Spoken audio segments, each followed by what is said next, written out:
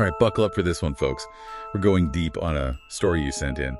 A potential ghost encounter. Happened in Assam, India, just a few years back in 2018.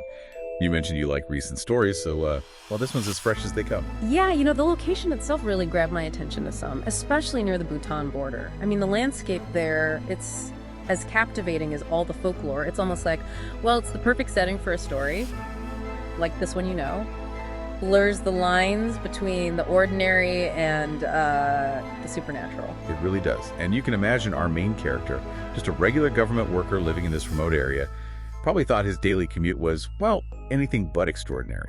Just picture it, riding your motorcycle through these quiet, forested roads day after day. Not exactly prime ghost story material, right? No, not really. But sometimes, it's the most unexpected places, right, where the most surprising things happen. And that's exactly what happens to this guy. One afternoon, riding home, the road, it's practically deserted, and he spots a woman just walking along the side. He glances back, just for a second look, and poof, gone, vanished. No side roads, no cover, just gone. Makes you wonder, doesn't it? Yeah. Our protagonist is definitely intrigued. Yeah. He stops, decides to take a quick bathroom break. Maybe not the smartest move in hindsight, considering what happens next. But anyway, he continues on his way home. At this point, he's figuring it was just, a weird thing, but explainable. And this is where things get interesting. Psychologically, he dismisses it at first, but that very night, he has a bout of sleep paralysis. Now, he's mentioned experiencing this before, but this time it's different. He feels this icy cold sensation like someone's embracing him. And then he hears a woman's voice, not just a sound, but like a full-blown conversation. A conversation that, well, takes a dark turn pretty quickly. Yeah. The voice tells him she'll be with him forever. Because he was, get this, looking for her. Talk about feeling trapped, right? He wakes up the next morning, not just scared, but with a fever. And absolutely dreading falling asleep again. Yeah, this is where the story goes beyond, simple sleep paralysis, The repetition, the encounter on the road, it suggests a connection, like that brief eye contact. Somehow, it created a link between him and this entity. Chilling, isn't it? Yeah. The second night, he tries to ignore it, whatever's in the room with him, but the voice persists, and finally it reveals its story. The woman claims she was murdered by her husband, and begs the protagonist to investigate. She even gives him the name of a village. It makes you think, would you try to rationalize it away? Or, well, would you feel compelled to find answers?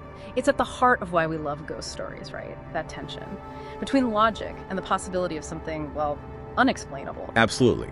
So what does our protagonist do? He decides he can't ignore it anymore. He tells his attendant Ram, and together they set off to the village the voice mentioned. It's interesting, right? He goes from skeptic to, needing to know the truth. It seems like the fear, it's still there, but it's overshadowed by this need to make sense of what's happening. Exactly. They arrive at the village and head straight for the tea shop. Figured it'd be the best place for information. And, well, wouldn't you know it, the tea shop owner, quite the chatty fellow. Oh, yeah. And he confirms a chilling detail. A woodcutter's wife recently died.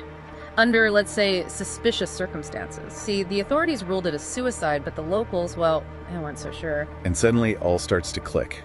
Unhappy marriage, whispers of foul play. It all lines up with what the ghost revealed. Like a true crime investigation, but with a paranormal twist. And it gets even more intriguing, because they decide to consult a local tantrik, kind of a spiritual guide, hoping for some answers.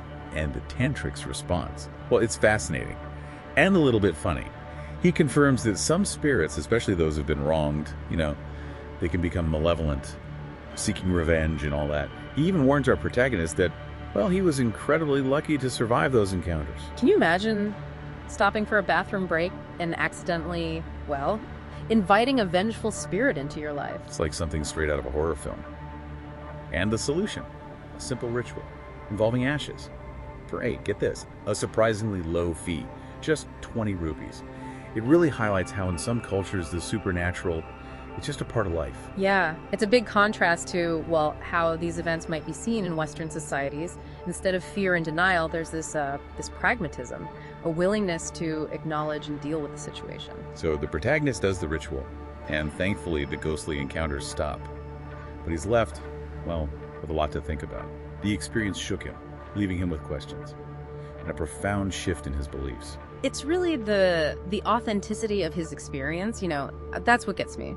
On one hand, he's a rational guy, looking for a logical reason, but on the other hand, he just can't deny how vivid it was, those conversations during sleep paralysis. He does make a good point. He says they felt different from any other episode he'd had before. Yeah. And that the woman's voice, it was so clear, it was unnerving. Plus, you have the vanishing woman on the road. What are the odds of that? In broad daylight, with no place to hide. It's those details, those anomalies, that's what makes ghost stories so compelling, you know? They make us question everything. What we believe is possible, the limits of, well, our understanding of the world. Could there be things we just haven't explained yet? Scientifically, I mean, it's a question that's, well, it's intrigued people forever. It's what makes this deep dive so interesting, don't you think?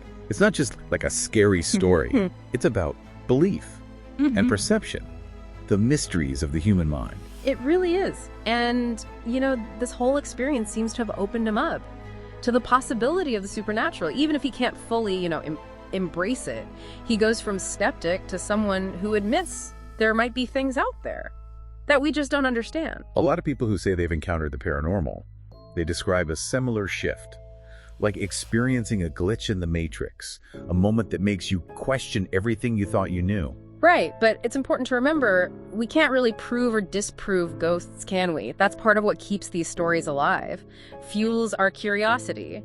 But we can explore different explanations, examine the evidence, both anecdotal and scientific, and hopefully understand a little better. And, you know, for those listening who might not be familiar with sleep paralysis, it's basically when your mind wakes up before your body does. You're aware, but can't move or speak. Which, let's be honest, is terrifying enough on its own. Oh yeah. And during sleep paralysis, hallucinations aren't uncommon. Vivid images, sounds, even feeling like someone's in the room with you. And those hallucinations, well, they can be pretty scary, especially if you're already prone to anxiety or you believe in the supernatural. So sleep paralysis, it could maybe explain how he perceived the ghost.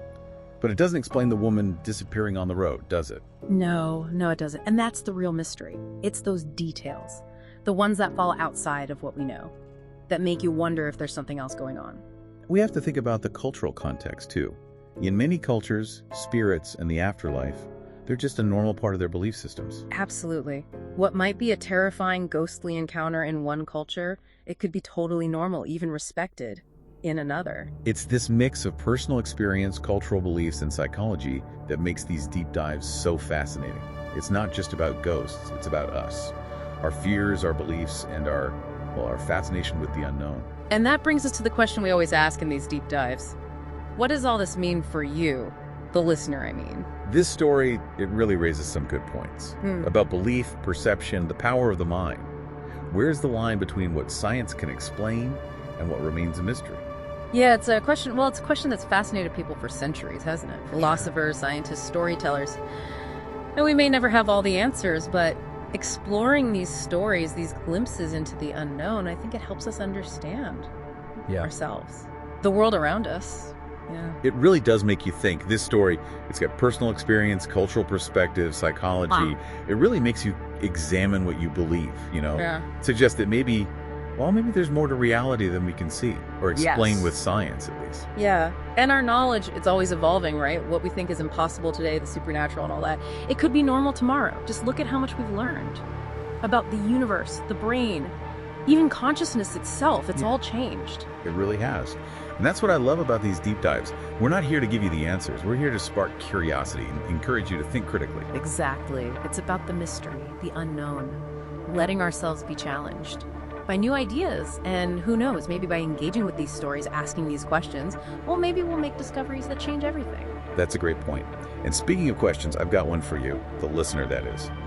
If you were in this guy's shoes, facing a possible ghost, what would you do? Would you investigate? Or just try to forget about it?